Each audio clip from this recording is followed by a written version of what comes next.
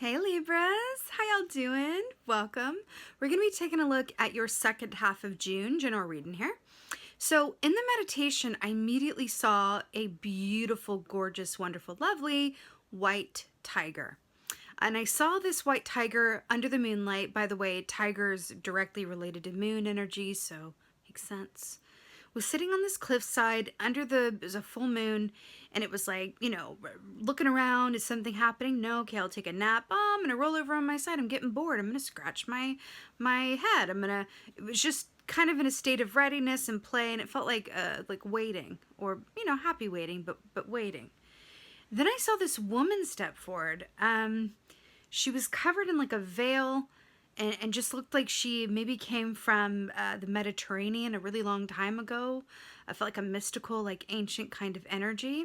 And I saw her place a veil, like a translucent veil, like a purple translucent veil, over the tiger's eyes.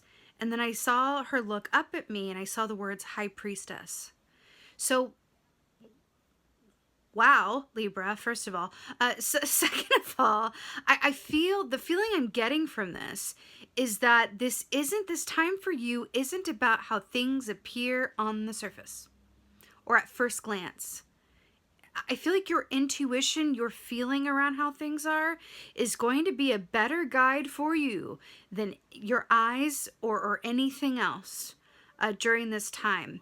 For example, there could be things going on in your environment where you get an offer to do something or go somewhere, have lunch, do a phone call, whatever it is, and you're technically available. Like at that time, there's nothing on the calendar, but your intuition is at the forefront, overpowering like any other thoughts or have-dos or obligations, and saying no, don't do with that. Don't say yes to that. And then when it comes to the day, you get a last-minute phone call, like from your friend or your kid who's like, ride didn't show up and they need a ride right now, and they and you're like, oh my God, I'm glad I didn't say yes to that. I wouldn't have been able to get over there in time. Like, wow, okay, intuition. Like things like that, where you don't necessarily know in the moment why you're saying yes or no to something, or why you're choosing to do something instead of something else, or whatever it is. You're just kind of going with it, and then seeing later, like, oh, that was like our real, like, intuitive compass moment. That's very much what this feels like, and I'm really excited to see what your cards have to say. But the fact that you are being depicted as the High Priestess under a full moon, that is incredibly powerful. Also, tigers are about clairvoyance and seeing clearly with the eyes. So clear seeing, clairvoyance, right? I'm really excited to see what your cards have to say. Let's take a look. Hey Libras, let's go ahead and see what your animal energy is for second half of June. What is the animal energy for? Oh, I literally just got shivvies, and I'm so here for it in every single way. You got the owl. Do you know what this is in the tarot? What this equates to? Hello, it's High Priestess energy hybrid with the 10 of Cups. I am so here for this. Like the owl is intuition. It's seeing things clearly. The night sees just as well, or the owl sees just as well in the nighttime as it does during the day. So it's about seeing oneself and others clearly, intuition, insight, seeing beneath the surface, beyond appearances, into those hidden aspects. Hi. It's also air energy, which is Libras you are. So it's always very auspicious when you get an animal energy that is of your like element. Libras. Well, I think you're in for a very interesting time here. And I'm here for it. It's really, really beautiful. It's really, really, really, really beautiful. 10 of Cups is also happiness, contentment, joy, and peace. So I really like that this is coming up for you. Wow, you got 2 for 1 here. Okay, righteous. I'm going to take these together because they fell out together. So we have the 5 of Pentacles with the 4 of Swords. What's really interesting about this one like came up halfway, and so I feel like it's either in reverse or upright based on your perspective, but I'll hold it in the upright for the sake of the visual here. So first of all, this is another owl. Just saying. 5 of Pentacles, traditionally speaking, is feeling separate from what you desire, or feeling outside of what you want, or feeling like you don't belong. This is that left out in the cold. kind of energy. And then we have the Four of Swords here, which is really, really interesting. Is that a porcupine? No, I'm not sure what that is. Anyway, but then we have this animal nestled, maybe it's a hedgehog, nestled in here under this wood for Four of Swords, which is about a complete rest. It's about meditation. It's about relaxation. It's about being willing to just completely turn everything off and go into a place of rest. I'm obsessed with how this is being informed by the owl right now. Because something that's really coming to me is if this is about rest and rejuvenation and just shutting off the world, and then we have all these cocoons here. What is this? This is the darkness, right? We're talking about light and dark, right? And then it's dark underground here. You're going to take a rest. I feel like this is really speaking to do not take things at surface value and being willing to see beneath something. I'm telling you, more than anything, your intuition is going to be running the show if you let it during this time. And it's like a roadmap that the universe can see and you can get just glimpses of. And the signs, on the side of the road are your intuitive nudges. The more that you follow them, the more you're going to get to where you're going without any detours. Okay. Oh my Lord. The Hanged Man, really? It's so good. So the Hanged Man is about pause, a flip in perspective to what? See things differently. Very interesting here. With the Hanged Man, I feel like in this position as well, considering we're looking at rest, cocoon, not looking at things how they appear to be on the surface. The Hanged Man is really allowing yourself, we assume the Hanged Man position in order to flip our perspectives and see something differently, which leads to our enlightenment and illumination, right? Which is really interesting here with the owl and the high priestess and the darkness and the light. This is very much about things coming from, one aspect of how things appear or what you think or what you've thought before, and then shifting into a deeper truth that only exists like in the veil behind your actual vision, like in your subconscious and the darker aspects and the high priestess aspects that connects you through the owl energy directly to your intuition. This is crazy. I'm really drawn to the fact that this opossum here, this possum, can you see this? There you go, is staring at these two there. Any opportunities you have for stillness or breaks or rest or timeouts, I'm hearing to really take them and allow for them to be active for you in terms of inner movement and stillness. What am I saying? Meditation, contemplation, meditation. That feels incredibly important. Meditation in this context is going to link you more closely with your intuition. So it's the equivalent of you're driving down the road, and if the road signs are your intuition that are going to get you to where you're going without any detours, you meditating is you having your headlights on in the dark so that you can see those road signs really easily and without squinting, so you never miss them. Okay? That's what meditation is for you during this time. All right. Wow. So here for it. Knight of Wands. This is really beautiful because remember, the wands rule the realm of the actions that we do or do not take, usually around the work that we love to do and or interpersonal relationships about which we are passionate. So why this is really brilliant is because this is forward movement that is fueled by your instinct and your desire and your purpose. So what's really great, why I really love this, is because we have an interesting juxtaposition here between stillness, rest, going in to really take those moments to kind of like see beneath the surface or go within. Hanged Man, do so with a place of like allowing yourself to be enlightened and see things from a place of meditation and intuition so that you can go back up to the surface with all the information available to you, right? Into the Knight of Wands. Doing so allows you to just move right on ahead with passion, purpose, and direction.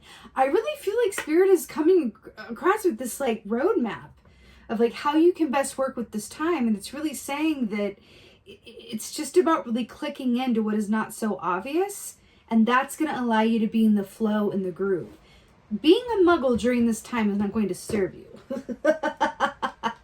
That's just what it means. And here's the thing. Here is the tea. If you aren't someone who actively meditates or isn't, completely sure about how to even approach doing that, or this just feels like a big job, this can be simplified, right? We can simplify this because it's really whatever works for you. What is your version of this? What do you do? There's going to be something, right? Or you can create something. What do you do where you experience a calmness of mind, right? And space to think and perceive things from a place of clarity, stillness, and quiet, right? What do you do? Could it be drawing? Could it be journaling? Could it be knitting? Could it be taking long walks? Could it be sitting by the ocean? Could it be swimming in the ocean? There's an equivalent of this for everybody watching this, right? There are different ways into this high priestess position. It doesn't have to be going into traditional meditation and all that. That's how I do it. That's how I like to do it. But it's really going to be different for everybody, right? This is accessible to you no matter where you are, what your practices are, or what works, right? So what is your equivalent of this? And taking the time to do that with no other motivation other than clicking in with what's inside you and taking notes, because that is going to allow you to move down this road with clear signals and high visibility. That's what it is. But I feel like something that's not being said, that's implied or inferred here, it feels like there's stuff, I don't know why I'm going with this like car analogy, but let's just like go there. I feel like there's mud on the windshield of your car of life. I feel like there's mud on the windshield. This could be, work obligations, family obligations, worries, to-do lists, volunteer for whatever. So many things can muddy up the windshield. But I'm hearing that there's some parts of this mud on the windshield that are extraneous or really unnecessary, that are rather besides the point of where you're going down this Knight of Wands road. I feel like Spirit is trying to more clearly or more directly either align you to your purpose or give you more time to fulfill your purpose, but there's a lot of stuff muddying the windshield. So Spirit is coming in and saying, can we just do things to get a clear spot of that windshield so that we can go down this road ahead unimpeded. What do I mean by the road ahead? Why is it gotta be a road? What I mean is the path forward that is in your highest and best good. Okay? The path that says you're exactly where you're meant to be. Let me tell you something. When I do personal readings, I've been doing them for years now, not to give my age away, but many years. 95% of the questions, or the most common question, I should say, I get asked in a personal reading is, am I where I'm supposed to be? I'm telling you, almost everybody, am I where I'm supposed to be? It's a bit of an existential question, but it can be practical as well, right? Am I on my highest and best path? Or have I veered off course somehow? I don't feel happy. I don't feel aligned. I don't feel a sense of purpose or excitement, right? I don't feel like I'm fully in this incarnation. Those kind of feelings and questions, you might have veered off. You might have made more fear-based choices than love-based choices. You've had some tower moments. And I feel like this is the universe really aligning you forward so that you can be exactly where you're meant to be and not really have to ask that question because you're going to know it. Okay, this is really beautiful, Libra. Let's go ahead. I want to get this oracle. Let's get a Earth Magic oracle. Why don't we, though? There's something about the work that you do or the work that you're meant to do, and there's some other things that are clouding the way of that. I want to ask, what are your gifts? What are your natural gifts that you are here to share with the world? And how's that going?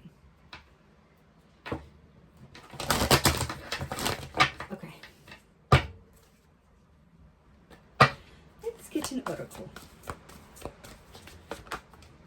Oh, it's so good. Okay.